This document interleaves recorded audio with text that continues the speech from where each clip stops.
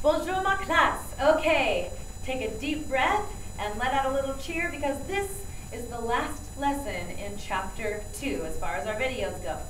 So this lesson is all about questions, and we're going to talk about 2 different ways you can ask questions in French. Don't freak out. The first one only has to do with your voice. So, for instance, take the question that you've heard from day 1, ça va? And remember that you can answer back by saying, ça va. Listen really carefully to the difference in those and see what the difference in my pronunciation is. Ça va? Ça va. My voice goes up at the end of the question. We do this exact same thing in English. How are you doing today? Did you have a good day? Would you like paper or plastic? Our voices go up at the end of a question.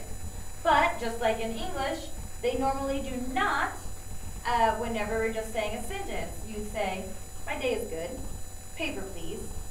Your voice stays fairly flat unless there is some other circumstance. But in normal circumstances, your voice stays fairly flat when you're responding and goes up at the end whenever you're asking a question. The big fancy word for that is intonation.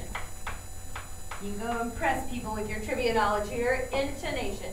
If you don't remember this word, just remember that you can ask questions by throwing your voice up at the end. Okay. The next thing that you're going to learn is a very helpful phrase and is used all the time for the rest of your French life, however long that may be. And the phrase is est-ce que. Now, people look at this phrase differently depending on who you are. Some people just say est-ce que simply means I'm asking a question and there's no need to translate it. So, I could say a sentence like tu as cours d'anglais, and that's intonation. Tu as cours d'anglais? Do you have English class? Or I can also throw est-ce que at the front. It can only go in the front. Est-ce que tu as cours d'anglais?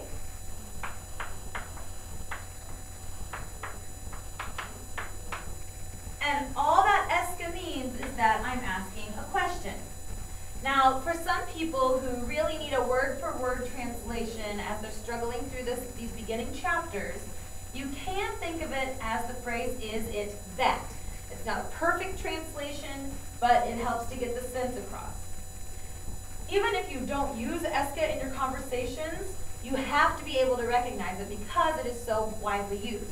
I want you to try to use it in your conversations, though, because it's so widely used, so popular, so important.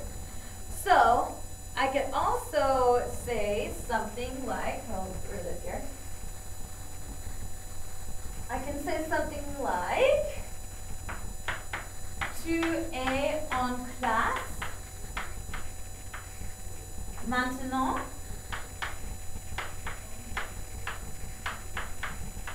Think for yourself what that sentence means.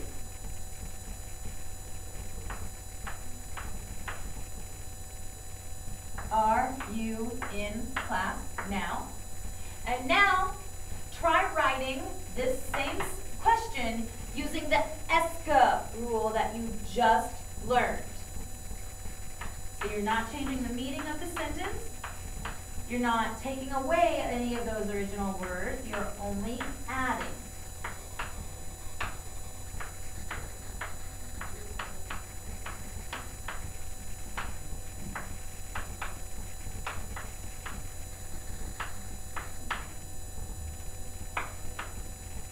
So now it has become est-ce que tu es?